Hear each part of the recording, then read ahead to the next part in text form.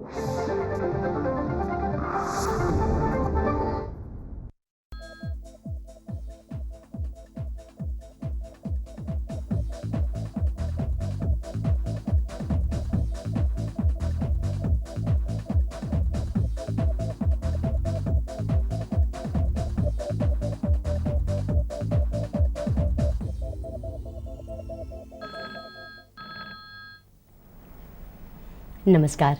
Hello DD कार्यक्रम में आप सभी दर्शकों का हार्दिक स्वागत है। सबसे पहले तो माफ़ी चाहती हूँ, मेरा गला बहुत बैठा हुआ है और ये बेसुरी आवाज़ आपको घंटा भर झेलनी होगी, माफ़ कीजिएगा। आज के प्रोग्राम के बारे में इस बात को हम आप सभी स्वीकार करते हैं कि लता जी और आशा जी ने पिछले कई दशकों तक इस इंडस्ट्री पर एक छत्र राज किया है। कितनी ही आवाज़ें बीच में उभरी और गुमनामी के अंधेरे में खो गई। लगने लगता था कि इन दो आवाज़ों के सामने कोई आवाज़ टिक ही नहीं सकती, पसंद आ ही नहीं सकती। लेकिन 80 के दशक में एक आवाज़ उभरती है, 90 के दशक में ये आवाज़ और मजबूत होकर अपनी एक पहचान बनाती है। और आज बहुत खुशी होती है ये कहते हुए कि पिछले 25 सालों में ये आवाज़ लगभग सभी संगीतकारों की और सुनने वालों की मनपसंद आवाज़ बन गई है। तो स्वागत कीजिए हमारी आज के मेहमान यानी इस आवाज़ की मलिका का, यानी कविता कृष्णमूर्ति जी का। कविता जी, बहुत बहुत स्वागत है आपका हमारे कार्यक्रम हेलो डीडी में। नमस्ते आपको, दर्शकों को। पहली बात, हमारे यहाँ एक डबिंग वोकलिस्ट जैसे होते हैं, यानी संगीतकार और अरेंजर जो हैं, इनके साथ मिलकर पूरा गाना तैयार हो जाता है और फिर होता है इनकी आवाज़ में सारा कुछ हो गया और फिर आकर जो बड़े गायक हैं वो अपनी आवाज़ दे दें और गाना उस गायक या गायिका के नाम हो जाता है। आपके साथ ये दौर काफ़ी लंबा चलता रहा, कैसा लगता था तब?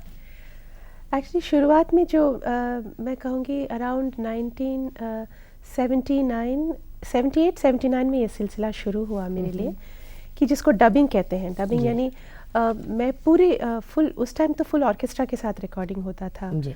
ये मिस्टेक हो जाए तो पूरा गाना वापस गाना पड़ता था कोई। तो उस टाइम जो मैं गाती थी गाने, फिर वो शूटिंग के बाद, शूटिंग के लिए मेरी आवाज़ यूज़ होती थी। फिर शूटिंग के बाद जब फाइनल जो एल्बम आता था उसमें लता जी की आवाज़ रहती थी, तो लता जी के लिए डबिंग कहते हैं इसको। जी। पर मैं कहूँगी कि मैं उसको स्ट्रगल मैं कभी मानी नहीं, क्योंकि एक तो लक्ष्मीकांत प्यारेलाल जैसे म्यूज़िक डायरेक्टर्स के साथ ये काम करने का मौका मिला और उनका बहुत बड़ा ऑर्केस्ट्रा होता था। 100 लोग होते थे, कभी 80 लोग होते थे। और दिल्ली से मैं जब आई और फिल्म लाइन की कुछ जो गानों की जो एक अंदाज़ होता था, स्पेशली अगर वो मिस्चिवस सॉन्ग हो या गाने में लाफ्टर हो या डायलॉग हो, तो मैं बहुत शाय फील करती थी। और वैसे भी 100 आदमी के सामने गाना मतलब एक दूसरी तरफ की एक नर्वसनेस होता था मेरे दिल में। तो ये सब बातें मुझे वहीं गा गा कर I was able to correct myself. और उसके साथ इतना बढ़िया एक ट्रेनिंग ग्राउंड हुआ, क्योंकि अलग अलग प्रोड्यूसर्स के लिए अलग अलग, ऑफकोर्स बख्शी जी ज़्यादा गाने आनंद बख्शी जी लिखते थे। जी। तो कभी कभी कहते थे ये बेटा ये वर्ड ऐसे कह देना तुम कविता। तो आई थिंक वो इतना सुंदर लर्निंग प्रोसेस था मेरे लिए। और लक्ष्मी जी और प्यारे भाई से अच्छा गुरु फिल्म इंडस्ट्री में for to teach you how to sing a film song कौन हो सकता है। तो आई थिंक वो जो मेरा पीरियड था 79 टू ऑलमोस्ट आप सोचें मिड 80s तक गया। मिड 80s में हवा हवाई मिस्टर इंडिया का गाना रिलीज़ हुआ और मेरी पहचान बनी। फिर भी मुझे याद है उस टाइम मैंने नाचे मयूरी के लिए भी डब किया था, जो 85-86। तो काफ़ी 5-6 साल मेरा ये सिलसिला चला। कभी उस चीज़ को लेकर नहीं, कभी नहीं महसूस नहीं कभी नहीं, क्योंकि 2 रीज़न्स। एक तो मैं लता जी को बहुत एक बड़ा आइकॉन मेरी ज़िंदगी में रही हैं और वो मतलब गुरु समान ही मेरे लिए रही हैं। तो मुझे लगता था कि इसके बाद वो ये गाना गाएंगी। तो वो गाना गाने के बाद शुरू में मैं रेफ़र करती थी और मुझे बहुत सारी I could learn a lot of things. तो I used to thank God कि मुझे इतनी सरल हिसाब से मैं कुछ बातें सीख पा रही हूँ। फर्स्टली हाँ, नेचुरल फीलिंग तो होता है। तो कभी एक आध बार ऐसे होता था कि जब वो लोग आके बहुत मेरी तारीफ़ करते थे कि ये गाना बहुत बढ़िया हुआ, या वो पर्टिकुलर कॉम्पोजिशन मुझे बहुत अच्छी लगी। तो एक मन में होता था काश मुझे भी ऐसा गाना मिल जाए और ये गाना मैंने ठीक ठाक ही गाया, काश ये लोग सुन सके। पर दैट वाज बहुत रेयर फीलिंग। पर आई एम ग्लैड टू से कि वो पूरे दौरान फ्रॉम टिल 86-87 जब मैं एक्चुअली गाई, मेरी आई वाज वेरी वेरी, मेरे अंदर बहुत पॉजिटिव वाइब्रेशंस थे। मैंने कभी उस बात को नेगेटिवली ले ही नहीं सकी मैं, इसलिए it was a beautiful period of my life. ये कहूँगी कि मैं very beautiful learning period of my life. और अभी भी इंडस्ट्री में वो चीज़ है, तो अब कभी जब दूसरे बडिंग आर्टिस्ट हैं हाँ। और फिर कविता कृष्णमूर्ति गा देती हैं तब? हाँ, इसलिए कभी ऐसा हुआ है कि मैं स्टूडियो में गई हूँ और मुझे म्यूज़िक डायरेक्टर गाना नहीं सिखाकर क्यू वॉइस दे देते हैं, तो फर्स्ट मेरा पहला सवाल यही रहता है कि I hope it is not, मतलब बजाने से पहले मैं ये पूछती हूँ कि आई होप इट्स नॉट कोई एस्टैब्लिश्ड आर्टिस्ट तो नहीं है जिसका मैं गाना डब कर रही हूँ। I hope this person knows कि मैं गाने, बोले नहीं नहीं ये तो क्यू के लिए हमने किया है। पर उस टाइम जब होता है I don't feel bad for 2 reasons, क्योंकि मैं अपने आप को उस जगह में अगर रखूँ, मुझे लगा कि ये दिस गर्ल, एक तो उसने गाया, उसकी पहचान हो रही है, और आस्ते आस्ते पता चला एक दिन उसका गाना रखा गया, जैसे मेरा गाना, वो भी आने इससे वाली अच्छा कविता कृष्णमूर्ति होगी। हाँ, क्योंकि अगर उसको दरवाज़ा खटखटाने पड़े हर म्यूज़िक डायरेक्टर का, मुझे चांस हो, वो बहुत ज़्यादा मुश्किल है। पर अगर आप डबिंग शुरू करें और आपके 3-4 गाने के बाद एक गाना बहुत अच्छा हो, तो और म्यूज़िक डायरेक्टर को लग गया कि ये गाना वाकई में इस लड़की ने अच्छा गाया और रख दिया, उससे अच्छा ब्रेक क्या हो सकता है? Because it's a process of work. काम के माध्यम से अगर ब्रेक आ जाए, उससे अच्छी कोई बात हो ही नहीं सकती। बिल्कुल। आपको लगता है कविता जी आजकल इतने सारे टेलीविज़न चैनल्स हैं, प्राइवेट एल्बम्स बहुत बनने लगे, इस सब के कारण शायद नए गायक गायिकाओं के लिए आना आसान हो गया है बनिस्बत जब आप लोग कोशिश कर रहे थे? कुछ आसानी हुई है? जी हाँ, ये तो मैं ज़रूर कहूँगी कि आसान हुआ है, क्योंकि एक तो जब मैं इंडस्ट्री में आई अराउंड 75-80, बहुत सारी लड़कियां नहीं आती थी, क्योंकि तब भी कुछ लोगों में वहम था कि शायद अच्छे घरों की लड़कियां आएँ कि नहीं फिल्मों में, गाएं कि नहीं। वो थोड़ा थोड़ा जैसे अनुराधा जी आई, मैं आई, अलका भी आई, आस्ते आस्ते ये बातें टूटने लगी। लगा कि नहीं ठीक है, इट्स एक्सेसिबल टू एवरीबडी, ये एक फीलिंग आने लगा, ये भी एक पॉजिटिव बातें आने लगी। और पर प्रॉब्लम था कि ब्रेक कैसे मिले, क्योंकि हम जिस घरों से हम लोग आए, दरवाज़ा खटखटाना मुश्किल हो जाता है। आप हर म्यूज़िक डायरेक्टर के पास जाके जैसे लड़के लोग कर सकते हैं, मैंने देखा है कुछ, मैं नाम नहीं लूँगी, पर कुछ मशहूर प्लेबैक सिंगर्स थे जो स्टूडियो में आते थे। महबूब स्टूडियो में उस दिन उस दौरान लक्ष्मी जी के ज़्यादातर गाने महबूब स्टूडियो में हुआ करता था, और ये लड़के आते थे उनसे मिलने, चुपचाप एक कोने में खड़े रहते थे ताकि लक्ष्मी जी उनको देखें और उनके ध्यान में आए कि मुझे ब्रेक चाहिए और मैं गाना चाहता हूँ। और 3-4 घंटे वो रहेंगे और फिर वो चले जाएंगे। अच्छा। अब ये बातें लड़कियों से तो नहीं हो सकता ना, कि आप कैसे आएंगे, कैसे बोलेंगे मुझे गाना दीजिए, और बैठे रहेंगे, प्रोड्यूसर्स आएंगे जाएंगे, सब आपकी तरफ देखेंगे। It's not a very dignified process है ना। तो आई थिंक मुझे लगता है कि काफ़ी सारी लड़कियों को परेशानी हो सकती थी, अनलेस ऑफ कोर्स टेलीविज़न के माध्यम से उनको ब्रेक मिले। पर अब जो सारे गामा आया है, या मेरी आवाज़ सुनो बीच में आए थे, और अलग अलग तरीके, इंडियन आइडल आया, अलग अलग तरीक़ों के ये जो कॉम्पिटिशन्स आ रही हैं, अगर साहस है, हिम्मत है और फोकस है, और इन कंपटीशन में आप you can make a mark somewhere, तो मुझे लगता है कि आस्ते आस्ते पहले स्टेज के दौरान दरवाज़ा खुलता है, फिर आप ऐसा स्टेज शो करेंगे जहाँ फिल्म स्टार्स आते हैं, बड़ा स्टार शो, तो आई थिंक पहचान बनती जाती है। Yes, I think it is Kavita ji आपके लिए चंडीगढ़ से फ़ोन है आंचल गुप्ता का। हेलो आंचल। हेलो जी जी, मैं आपकी बहुत बड़ी फ़ैन हूँ। Thank you Aanchal, good morning. Good morning. आपको निम्बुड़ा निम्बुड़ा गाना करने में कितनी मेहनत की आपने? निम्बुड़ा के लिए पहले एक दिन जाकर, रिकॉर्डिंग के एक दिन पहले जाकर इस्माइल जी के साथ रिहर्सल तो हुआ, गाना मैंने लिखा और याद किया, और फिर अगले दिन सेट्स में जब आई मैं, सेट्स में आकर आई थिंक 1.5-2 घंटे लगे होंगे पूरा गाना डब करने के लिए। जी कविता जी, आप बात कर रही थी कि अब इतने सारे लोगों को मौके मिलने लगे हैं, तो कंपटीशन भी उतना ही बढ़ गया है। बहुत बढ़ गया, बहुत ज़्यादा, बहुत कुछ नाम थे, वही सुनाई देते थे। तो ऐसे में इतने तगड़े कंपटीशन के बीच अपनी जगह बनी रहे, तो किस आधार पर ये म्यूजिक डायरेक्टर किस हिसाब से चुनते हैं, या किस हिसाब से आप लोगों तक पहुंचते हैं? आपका कहना है कि आप ये कह रहे हैं कि नए सिंगर्स किस आधार पे उनको नहीं, नए भी आ रहे हैं, हाँ। आप लोग भी हैं, फिर कैसे में चुनाव हो?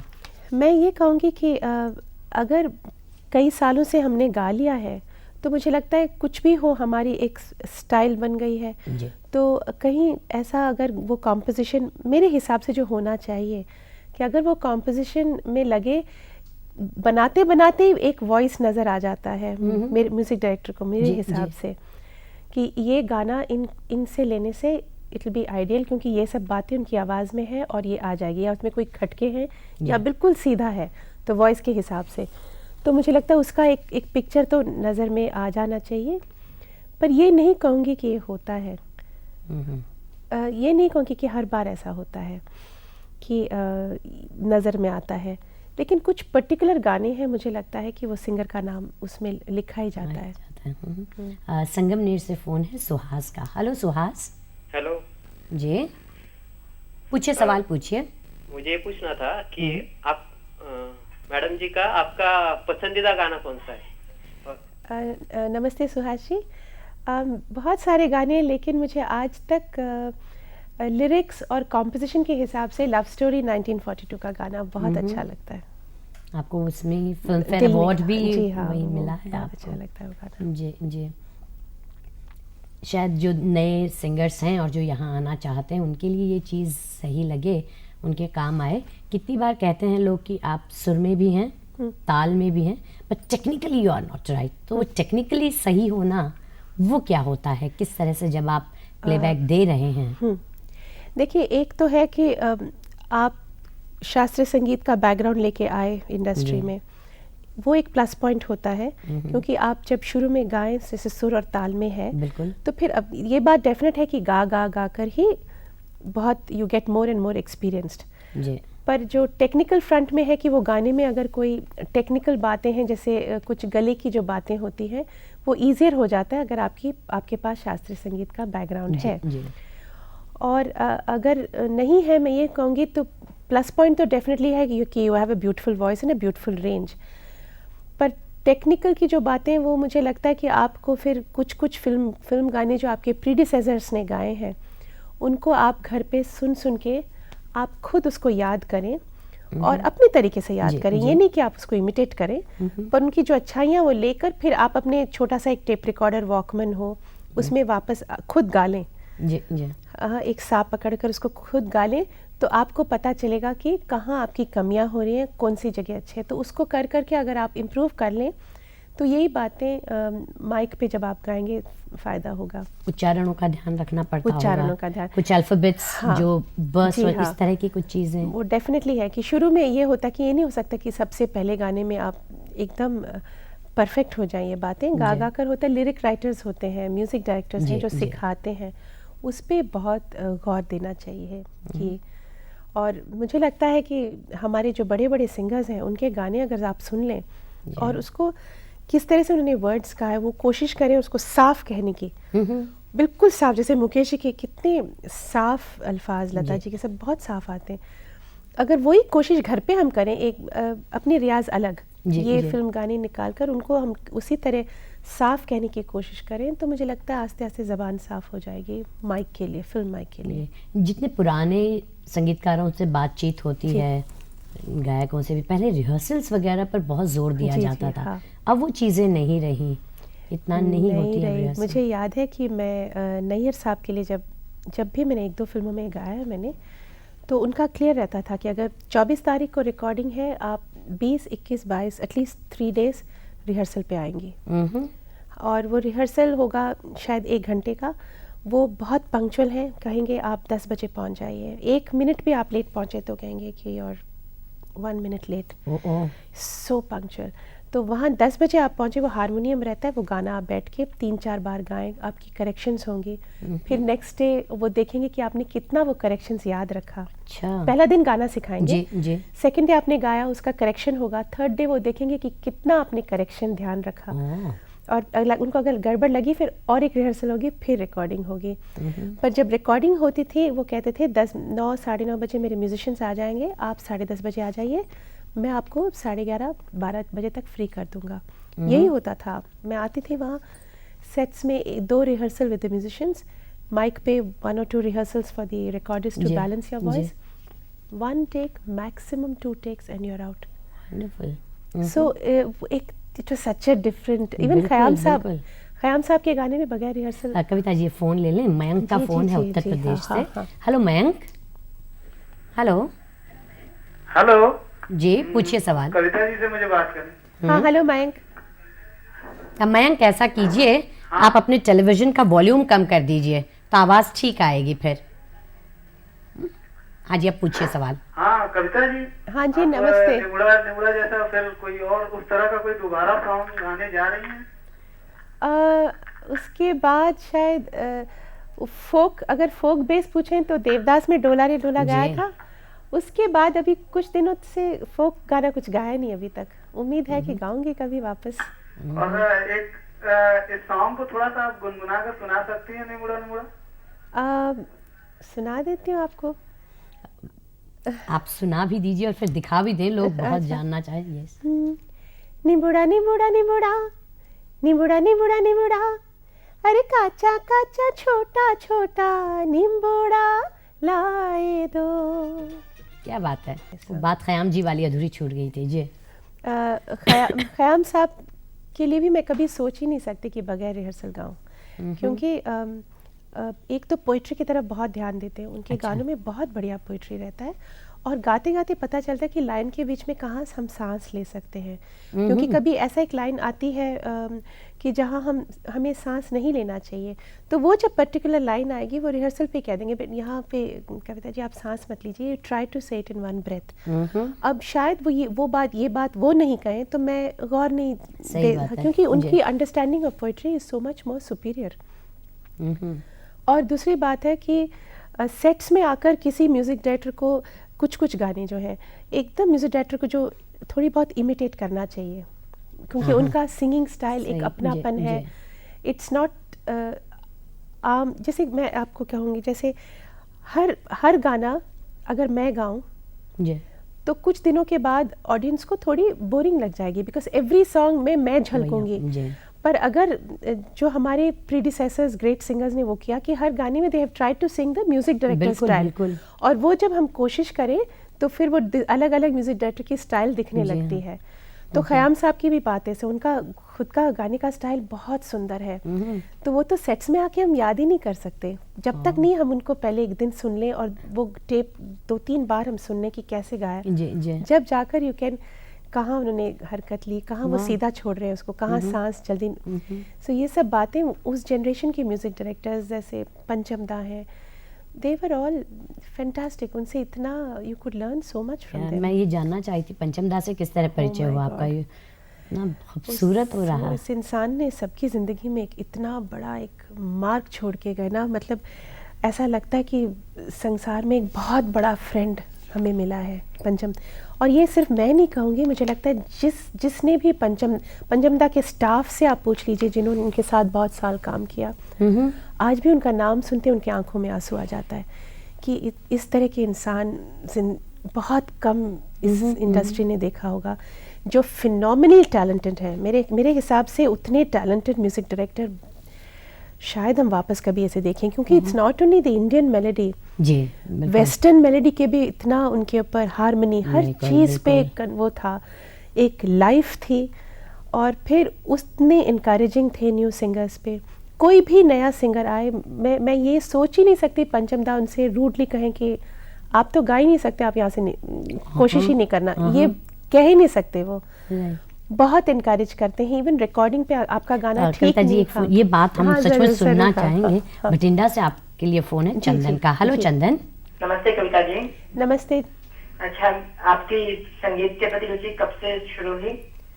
रुचि तो बचपन से ही था, लेकिन ये मालूम नहीं था कि मैं प्लेबैक सिंगर बनूंगी, वो बाद में ख्याल आया. मैं यही बात इसको इस तरह कहें, देखिए अपने यहाँ एक बड़ा खूबसूरत सा एक ट्रेडिशन है, परंपरा है हिंदुस्तान में. जी. यानी आप बंगाल की तरफ चले जाइए तो रविंद्र संगीत वहाँ लोग जी, ज़रूर जी, जानेंगे. जी. दक्षिण भारत वाले वो कर्नाटक संगीत ज़्यादा अहमियत देते हैं. अब आप कृष्णमूर्ति यानी दक्षिण भारतीय हैं. जी जी. और आपने हिंदुस्तानी शास्त्रीय संगीत सीखा, रविंद्र संगीत में आपकी बहुत रुचि रही, ये किस तरह हुआ? ये इसलिए हुई कि मेरी परवरिश दिल्ली में हुई और हम जॉइंट फैमिली थे।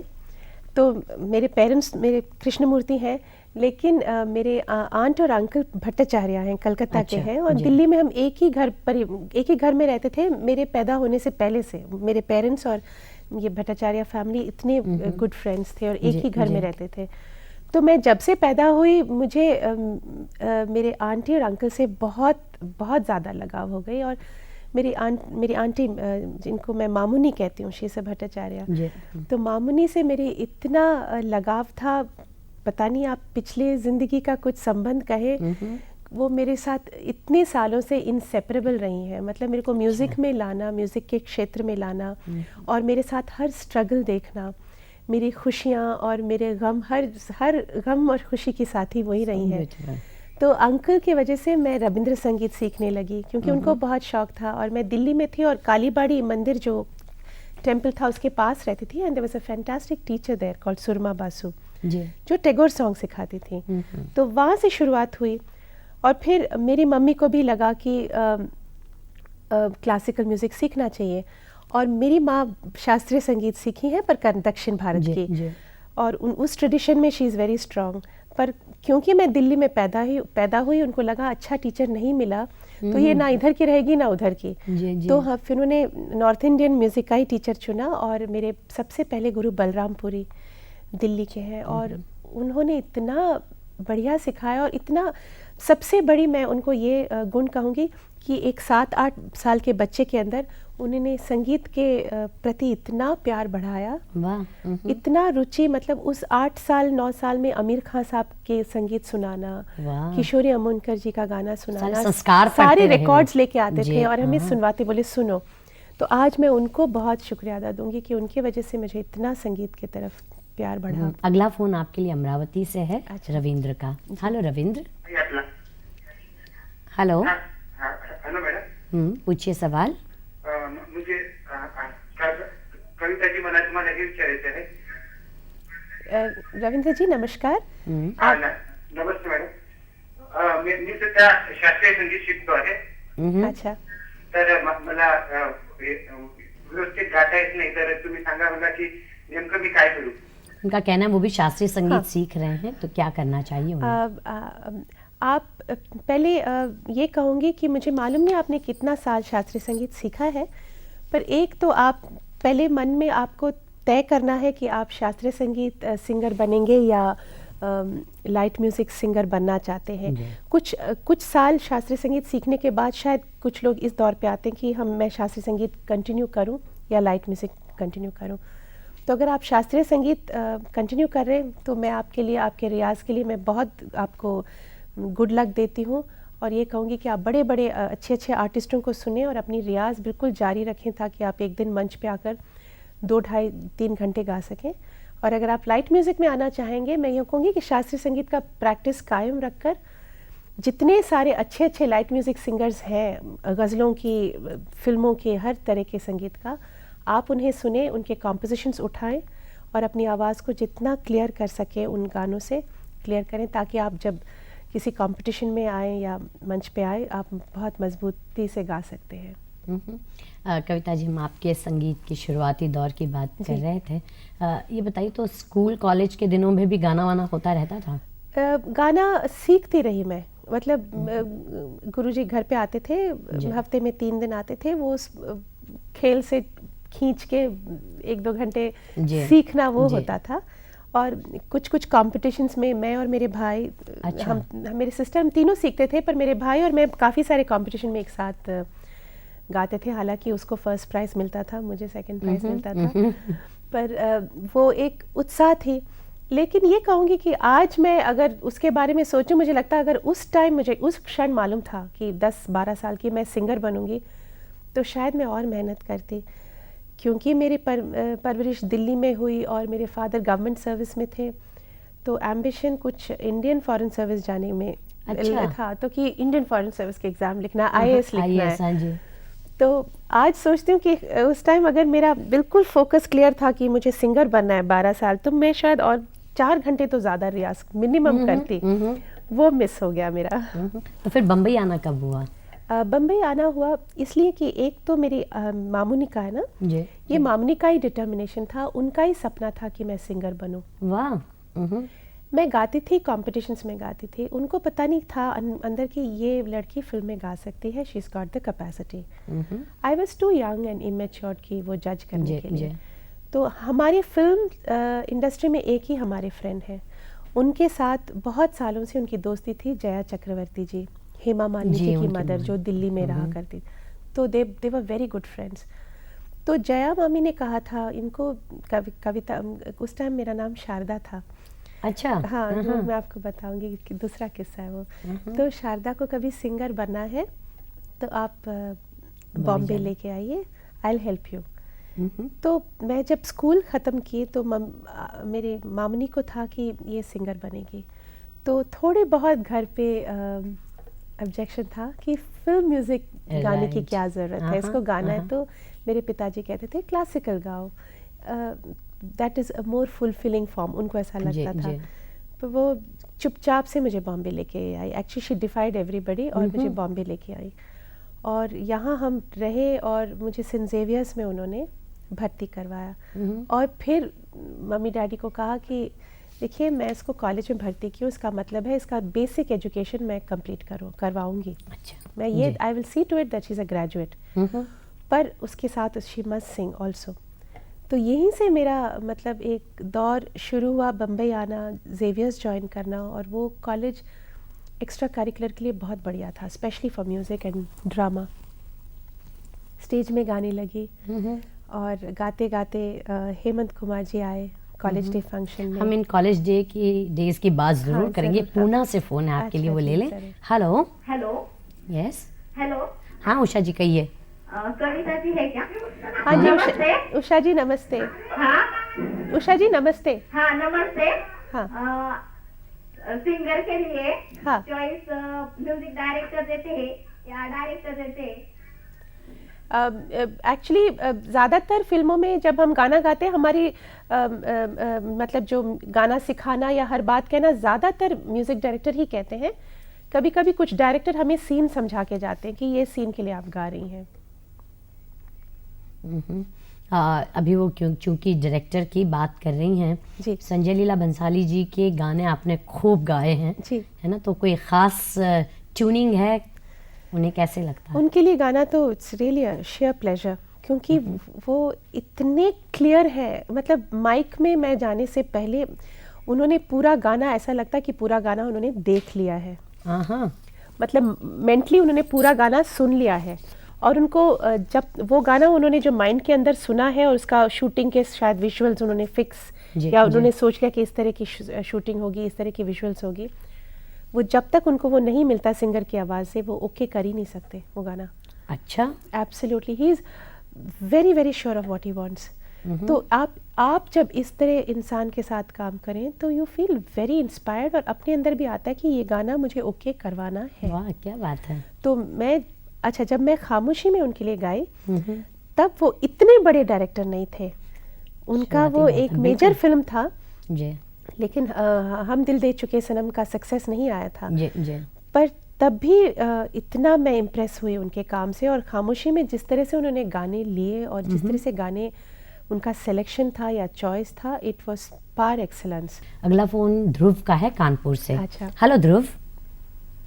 हेलो। हेलो। हाँ हाँ जी पूछिए सवाल। हाँ, ऐसा है कि आपका लाइफ का सबसे मुश्किल गाना जिसमें अगर आपको गाने में सबसे ज्यादा दिक्कत की हो, वो थोड़ा गुनगुना के हम आपसे सुनना चाहेंगे। अच्छा ध्रुव जी, ये तो आपने बड़ा मुश्किल सवाल पूछ लिया मेरे से, क्योंकि ऐसा है कि कुछ अलग अलग टाइप के गाने कुछ अलग अलग रीजंस के लिए मुश्किल लगे। कुछ इसलिए मुश्किल लगे कि उसमें 2 लाइन शायद इतना ऊंचा रहा हो कि वो रेंज पहुंचना मुश्किल हुआ। कुछ हैं जैसे एक राग बेस्ड हो, इस तरह के। अब जब निम्बुड़ा में निम्बुड़ा निम्बुड़ा निम्बु निम्बुड़ा बोलने में भी थोड़ा क्लियर करें, या पक चिकी लकी चिकी लकी चुम तरप चिकी लकी चिकी लकी चिकी चुम, तो वो जब तक मैं 2-3 मिनट प्रैक्टिस नहीं करूं वो फट से आना मुश्किल था। अलग अलग रीजंस के लिए कुछ कुछ गाने मुझे मुश्किल लगे। पर एक गाना था मुझे याद है, वो काफ़ी उसमें ड्रामा था क्योंकि मैं श्रीदेवी जी के लिए गा रही थी। हालांकि वो गाना पता नहीं लोगों के ध्यान में इतना आया कितना आया, लेकिन कुछ अलग टाइप का था। वो सेट्स में गाना था। उन ज़माने में अगर आप गलत गाएं तो पूरा गाना वापस गाना पड़ेगा, और वो लंबा चौड़ा गाना था और काफ़ी ऊंचाई नीचाई थी। वो मैं एक लाइन सुना देती हूँ, वो था यारों को दारे डा करे रा, वो मैं हूँ रूप की रानी, हा हा हा हा हा हा हा, ऐसा कुछ था उसमें। तो मिस्टेक करे तो बार बार वही गाना, और लास्ट के पीसेस भी काफ़ी ऊंचे ऊंचे थे। तो उस कारण के लिए मुझे वो गाना, मैं नर्वस थी कि ये मिस्टेक्स नहीं हो, ताकि वापस 10 बार या 15 बार नहीं गाना पड़े। राइट। हम कॉलेज के दौर की बात कर रहे थे। जी। तो हेमंत आए और कॉलेज डे में मुझे सुना, और इमीडिएटली उन्होंने दावत दी कि मैं उनके साथ स्टेज शोज़ करूं। अच्छा। तो वो मेरा सिलसिला शुरू हुआ, और इतने मीठे इंसान, और वो कुछ जो मैंने प्रोग्राम्स उनके साथ गाए, सब मेरे लिए सुनहरे यादें हैं। क्या बात है। ऐसे करते करते मन्नादा के साथ मेरी मुलाकात हुई, और जिस दिन मन्नादा के साथ मुलाकात हुई, सच्ची मानिए मुझे लगा मेरे इंसान में एक नए गाइड, एक पिता समान एक इंसान, और कंप्लीट सोर्स ऑफ इंस्पिरेशन जैसे हुई। तो उनके साथ मैं कम से कम 17 साल सारी दुनिया भर के कॉन्सर्ट्स के 17 साल 17 इयर्स, मतलब 86 87 88 तक आई sang with him all over the world, क्या बात है। from 72 to 87 एल्बर्ट हॉल से लेके best halls in US, all over the world. और इतना उन एक तो इतने सीखे हुए हैं, इतने नॉलेजेबल हैं म्यूज़िक में, और अब कहीं भी जाइए आप, मैं कहीं भी शो, वो अपनी रियाज करे बिना कमरे से निकलते नहीं थे। इतना सिंसियर, इतना फोकस्ड, और एट द सेम टाइम इतने डाउन टू अर्थ हुआ करते थे। बहुत बार मुझे ये बोलते थे कि कविता, तुम इंडस्ट्री में तुमको सक्सेस मिले या नहीं मिले, तुम बहुत सक्सेसफुल भी हो जाओ, अपनी छोटी छोटी अपनी जो छोटा छोटा काम होता है अपना, जैसे कभी कभी बैंक जाना, या कभी मार्केट में जाके खुद सब्जी भी खरीदना, इसे ये जो कॉमन मिडिल क्लास वाली जो बातें होती हैं, इसे कभी नहीं भूलना, and keep in touch with this reality. क्योंकि इंडस्ट्री में ऐसा होता है कि लोग 10 साल बहुत फेम देख लेते हैं, बहुत शोहरत देख लेते हैं, हो सकता है 12वां साल उनकी फाइनेंशियल सिचुएशन वो नहीं रही या फेम, तब जाकर ये जो साधारण सी बातें आपको चोट नहीं लगनी चाहिए, या you should not lose balance, या आपको ईगो नहीं कहना चाहिए कि ये सब मैं क्यों नहीं कर पा रही हूँ। तो यू शुड ऑलवेज एक साधारण आदमी की ज़िंदगी में जीना चाहिए, despite the fact you're a very famous person और अ सेलिब्रिटी। अब उनकी ज़िंदगी भी ऐसी है, एक मिसाल है, इतना सिंपल ज़िंदगी जीते हैं और इतने बड़े आर्टिस्ट हैं। मतलब सिंपल लिविंग और हाई थिंकिंग जिसको कहते हैं, जी। मैंने उनसे सीखा है। तो और एज अ म्यूजिशियन ऑल्सो मैं बहुत कुछ उनसे सीख पाई, and it was a great honour being with him for so many years. जी। सिलीगुड़ी से अगला फोन है। अच्छा। रोहिली का। हेलो। हेलो, मैं सिलीगुड़ी से कुली पाल बोल रही हूँ। हाँ, आप तो कविता जी? हाँ जी, नमस्कार। आप मुझे सिलीगुड़ी बहुत अच्छा लगता है। हाँ, तो मैं आपका बहुत बड़ा फैन हूँ। तो आप तो क्या रविंद्र संगीत तो सीखा है? तो हाँ, एक सीखे छी। तो आप क्या बंगाली बोल सकते हैं? হ্যাঁ, বলতে পারি। सवारी बंगाली बोले? হ্যাঁ, বলো। আচ্ছা, আপনি তো একটু রবীন্দ্র সঙ্গীতে একটা গান করুন না। আচ্ছা, ঠিক আছে, একটা লাইন শুনিয়ে দিই। আচ্ছা, ঠিক আছে। কারণ বেশি সময় নেই, একটা লাইন শুনিয়ে দিচ্ছি। লাবণ্যে পূর্ণ প্রাণ প্রাণে সোহে, একে লাবণ্যে পূর্ণ প্রাণ प्राणे सोहे। क्या बात है। कविता जी, आपसे बातचीत करते करते इतना अच्छा लग रहा है। यानी आपने हेमंत कुमार साहब, वहाँ ख़याम साहब, ओपी नैयर मुकेश जी, यानी महेंद्र कपूर जी, सबके साथ एलपी वाले तो वहाँ लोग कहने लगे थे एलपी कैंप वाली हैं, है ना? जी जी। तो कभी उसके कारण ऐसा लगा शुरुआत में कि चूंकि सब वहाँ गिनने लगे हैं इसलिए शायद कुछ नुकसान हो रहा, औरों से नहीं दूरी बढ़ रही, ऐसा कभी नहीं, लगा? कभी एक आध बार ऐसे होता है कि एक आध बार किसी मैगजीन में ऐसे किसी ने लिख दिया, कोई जर्नलिस्ट ने लिख दिया हो, तो मेरे अटेंशन में भी यही आया है कि किसी ने कहा कि किसी ने शायद कोई हिंदी मैगजीन में कह दिया था कि अच्छा। पर मुझे कभी ये बात खटकी नहीं, क्योंकि उन दिनों में actually number 1 music directors Laxmikant Pyarelal थे। सारे बड़े फिल्म्स उनके पास थे, सुभाष घई से लेके सारी फिल्म्स उनके पास थे, तो और मैक्सिमम वर्क उनका होता था, तो वहाँ काम मिलना भी बहुत ज़रूरी था। और ये मेरी खुशनसीबी है कि उन लोगों ने ये काबिल समझा कि मैं कुछ उनके गीत गा सकूं। लेकिन पंचम दा बहुत स्नेह रखते थे, और हालांकि उस टाइम शायद पंचम दा का भी उतना काम नहीं था जितना लक्ष्मी जी का था, एक दौर ऐसी आई थी। तो पर जब भी वो बुलाते थे वो भी बहुत प्यार से मैं उनके लिए गाती थी। उषा खन्ना जी के बीच बीच में उनके गाने हुआ करते थे, बप्पी दा बहुत बुलाते थे गानों के लिए। मैं यही सोच रही थी, यानी वो पूरी जनरेशन हेमंत कुमार साहब वाली, खयाम जी, ओपी नैयर साहब, और अब जतिन ललित और ए.आर. रहमान तक। जी जी। तो आप दोनों पीढ़ियों के काम में किस तरह, यानी 7 सुर तो वही हैं, जी जी, फिर किस तरह का परिवर्तन आया है यहाँ? परिवर्तन तो मैं ये कहूँगी कि सबसे ज़्यादा तो मुझे टेक्निकली परिवर्तन लगा, इन द सेंस कि पहले जो हम पूरा गाना गाते थे जी, तो अभी वो पूरा गाना का जो एक फोकस है, एक कंसंट्रेशन है, वो निकल गई। सच बात तो ये है कि अभी मैं भी जब रिकॉर्डिंग स्टूडियो में जाती हूँ और कोई गाना गाती हूँ, 2 लाइन गाने के बाद अगर मुझे सांस लेनी हो या मुझे कुछ ठीक नहीं लगे, मैं ब्रेक करके तीसरे लाइन पे आती हूँ। ये पहले मैं कर ही नहीं सकती थी, कितना भी मुश्किल गाना हो। टेक्निकली इतना अच्छा हो गया, पर अच्छी बात है, लेकिन कहीं पर ये नहीं लगता कि जब वो पूरा साथ गाया जाता था या लाइव ऑर्केस्ट्रा होता था, तो एक फीलिंग अलग, वही मैं प्राण होते थे गाने में। वही मैं आपसे वही बात अभी कहना चाहती थी कि वो सब बातें मुझे लगी, लेकिन जैसे मैं पहले स्टूडियो में जाती थी, ठीक है, वो पूरा गाना एक साथ गाने की जो एक हिम्मत होती थी, दैट वाज वेरी नेसेसरी। मुझे लगता है it keeps you on your toes, वो एक बात। और एक सॉन्ग, 1 या 2 सॉन्ग वायलिन हुआ करता था जो आपके साथ पूरा गाना फॉलो करता था, तो वो सॉन्ग वायलिनिस्ट कमरे के अंदर आएगा, म्यूजिक डायरेक्टर और सिंगर के साथ बैठ के पूरा गाना याद करेगा, फिर सिंगर से कहेगा आप कहाँ क्या क्या जगह लेंगे बताइए। अच्छा। मैं नोट कर लेता हूँ ताकि आपके साथ, तो एक पूरा एक सुर का मामला होता था। वो वायलिन पूरा ऑर्केस्ट्रा के साथ ट्यून होता था जी। और आप जब गा रहे हैं आपके हेडफोन्स में पूरा वो आ रहा है, तो एक तो सुर, और फिर जैसे लक्ष्मी जी के शुरू में जब मैंने गाने गाए उसमें हरी जी का फ्लूट रहता था, शिव कुमार जी का संतूर रहता था, और जरीन जी का सरोद, मतलब इतने उच्च, इतना बढ़िया आर्टिस्ट सब बजाते थे, और रिदम सेक्शन इतना स्ट्रॉन्ग।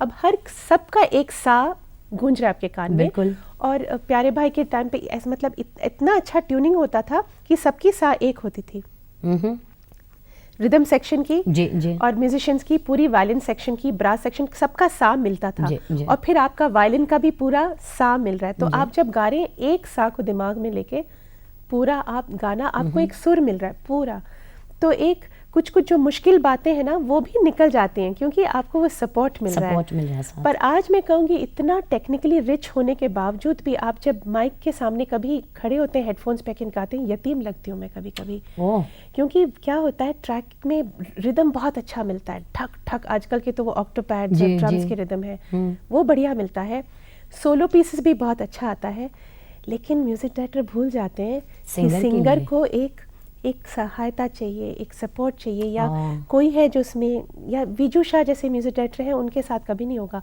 वो पूरा गाना खुद कीबोर्ड में बजा के ट्रैक में रख देते हैं, तो पर बाकी लोग भूल जाते हैं कि कहीं सपोर्ट चाहिए। तो कभी मुश्किल गाना होता है ना तो आपको बहुत हिम्मत से स्ट्रगल करके ही गाना पड़ता है। तो मैं हमेशा म्यूजिक डायरेक्टर को बोलती हूँ आप भूल गए कि हम लोग गाएंगे, आपको you should have had some changes of harmony या something to support the voice. जी। उत्तर प्रदेश से फोन है अनिल सिंह का। हेलो अनिल। हेलो जी। हाँ जी अनिल जी नमस्ते। Good morning Kavita ji. Good morning Kavita ji, आपसे वैसे तो मेरी एंटायर फैमिली आपकी फैन है। बहुत शुक्रिया। फॉर लास्ट 1 और 2 डिकेड। Thank you. और हम लोग आपका जो पहला गाना जो आपको लगता है कि जिसने आपको एक फेम दिया, नेम एंड फेम दिया जी पूरी फिल्म इंडस्ट्री में जी, उस गाने को आप गुनगुना के सुनाइएगा। अच्छा, तो मैं कहूँगी कि मुझे इमोशनली मैं ये कहूँगी कि तुमसे मिलकर ना जाने क्यों प्यार झुकता नहीं, वो गाने से सही मेरी मतलब एक पहचान शुरू हुई। जी जी। उसमें मैंने हालांकि एक बच्चे के लिए गाया था, 14 साल के बच्चे के लिए। हाँ, तुमसे मिलकर ना जाने क्यों, तुमसे मिलकर ना जाने क्यों, और भी कुछ याद आता है, याद आता है। बहुत सुंदर, बहुत सुंदर। अच्छा कविता जी, ये फिल्मी दौर शुरू हुआ गीतों का, उससे पहले आपने जिंगल्स वगैरह बहुत गाए हैं, टेलीविजन के लिए गाया बहुत। तो वो 30 और 40 सेकंड के वो उस जिंगल में गा पाना, वो कैसी फीलिंग होती है? मैं तो बहुत शुक्रिया अदा करती हूँ। मेरे फर्स्ट जो जिंगल में मेरी इंट्रोडक्शन हुई थी वो गुरुदत्त जी के छोटे भाई विजय पादुकोण हैं, और मैं राखी बांधती थी उनको, और वो मेरे बड़े भाई जैसे थे, उनके वजह से वो एडवर्टाइजिंग कंपनी में काम करते थे। अच्छा। तो आज वो नहीं रहे, पर वो मेरे सबसे बड़े वेल विशर थे, और सबसे पहला जिंगल मैंने गीता दत्त जी के साथ गाया। क्या बात है? हाँ, वो एक मुझे याद है, वो उन्होंने गाया नन्हे मुन्ने बढ़ता रहे, उनके स्टाइल से उन्होंने गाया, मैं वो तमिल में मैंने गाया। अच्छा। वो हिंदी में गाई। तो वो जो मेरा सिलसिला शुरू हुआ, आपको पता नहीं इतना वो भी बढ़िया ट्रेनिंग ग्राउंड रहा। एक तो 20 सेकंड में गाना, उसमें प्रोडक्ट नेम है, अगर अमूल स्प्रे है तो अमूल स्प्रे को और भी ज़ोर से कहना, और फिर 10-12 लैंग्वेजेस में गाना, एक ही जिंगल, डिफरेंट तो लैंग्वेज की जो एक ज़बान की जो क्लियर होता है, क्योंकि लैंग्वेज राइटर्स हुआ करते थे, वो सिखाते थे कि कैसे वर्ड्स कहनी है। और फिर वो म्यूजिक शुरू होने की सवाल नहीं, वो 1 2 3 4 शुरू हो जाओ, वॉशिंग पाउडर निर्मा शुरू हो जाओ ऐसे। तो इस वजह से एक अटेंशन हुआ करता, अच्छा 1 2 3 तक फिर शुरू हो गया आप। But you know you learn to be so quick, and you know कि 14 आप स्टूडियो में आपको 12 राइटर्स दिख रहे हैं, अब सब बेचारे वेट करते रहेंगे जब तक उनका अच्छा, एक ही साथ रिकॉर्डिंग। हाँ, अभी सोचिए 10:30 बजे स्टूडियो पहुंचे, तो एक 12 लैंग्वेजेस या 8 लैंग्वेज एक दिन में करनी है, तो एक एक करके वो राइटर्स आ जाएंगे, तो आप एक एक करके लिखेंगे गाएंगे।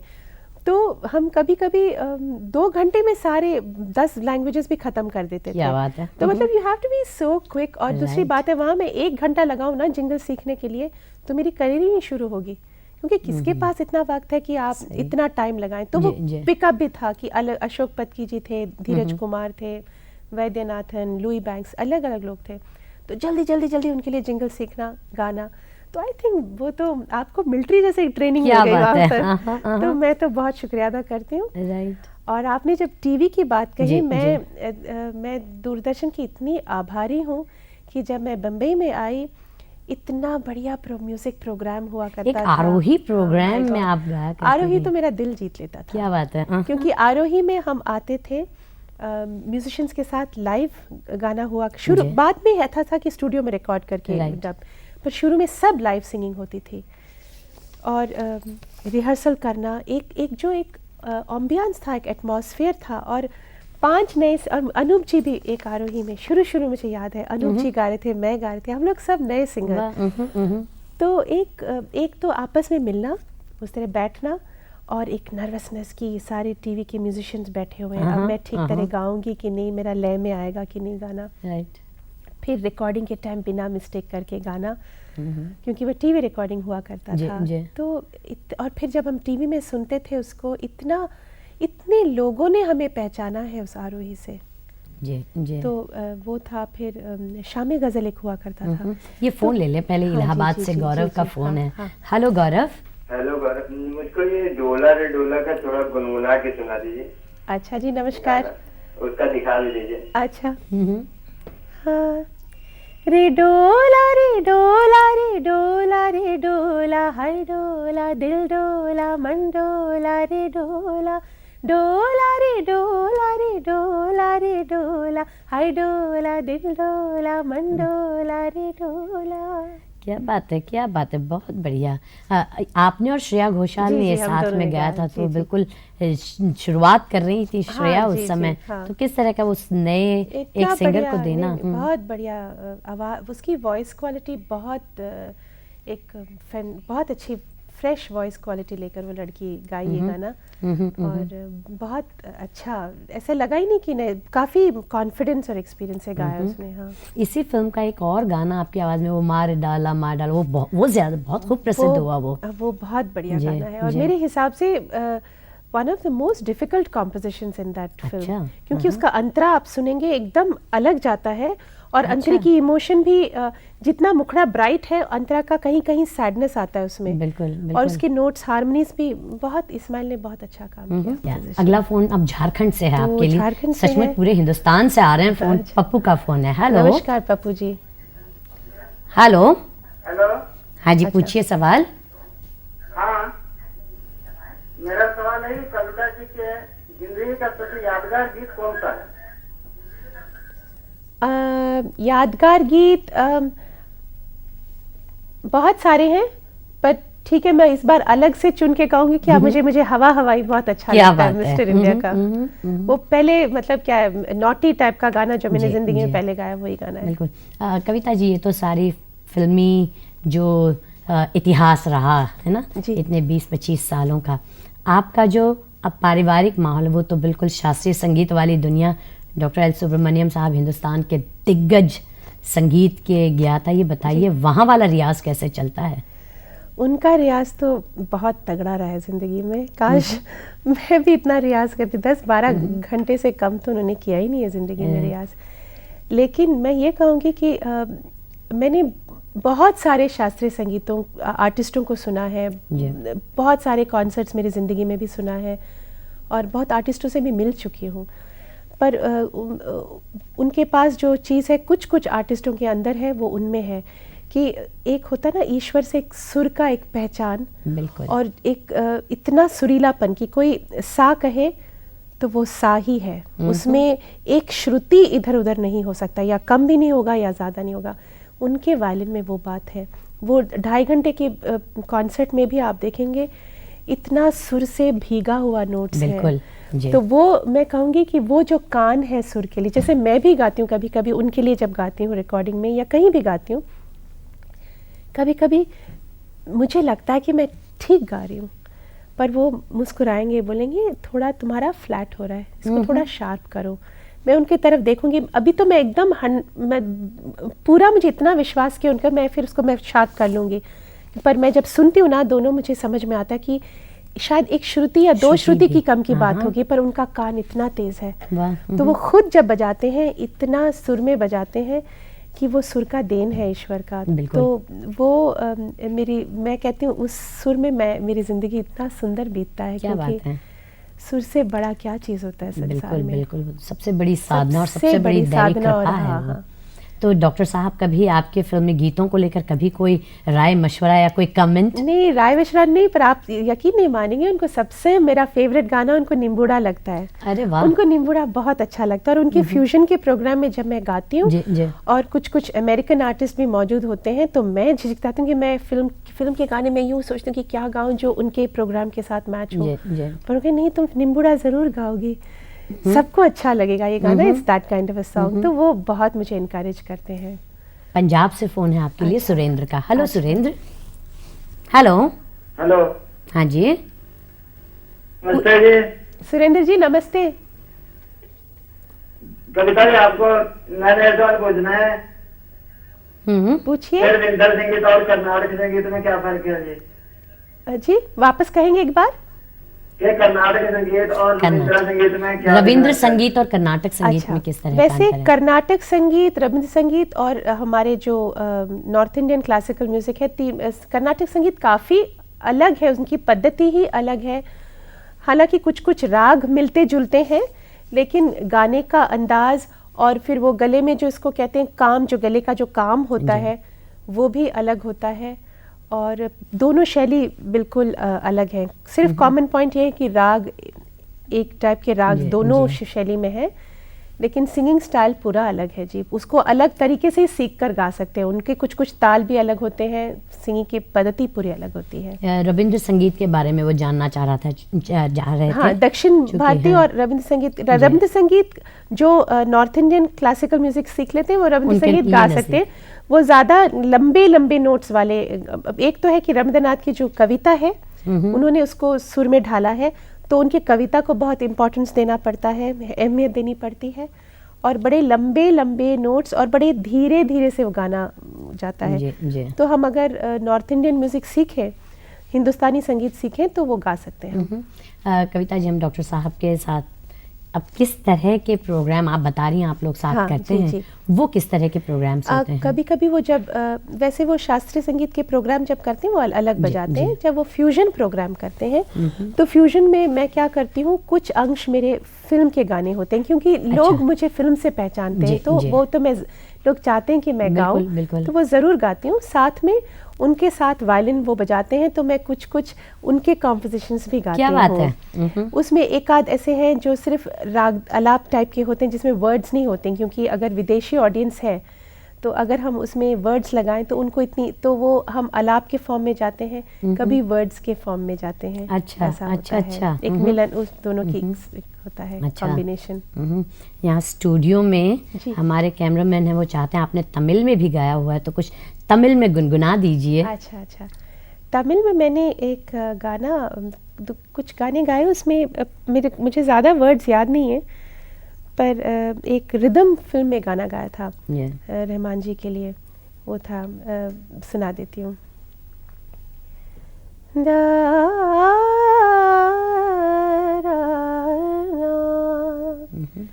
காற்றே நீ வாசல் வந்தாய், மெதுவாக கதவு திறந்தாய், காற்றே உன் பேரை கேட்டேன், कादल क्या बात है, बहुत खूबसूरत।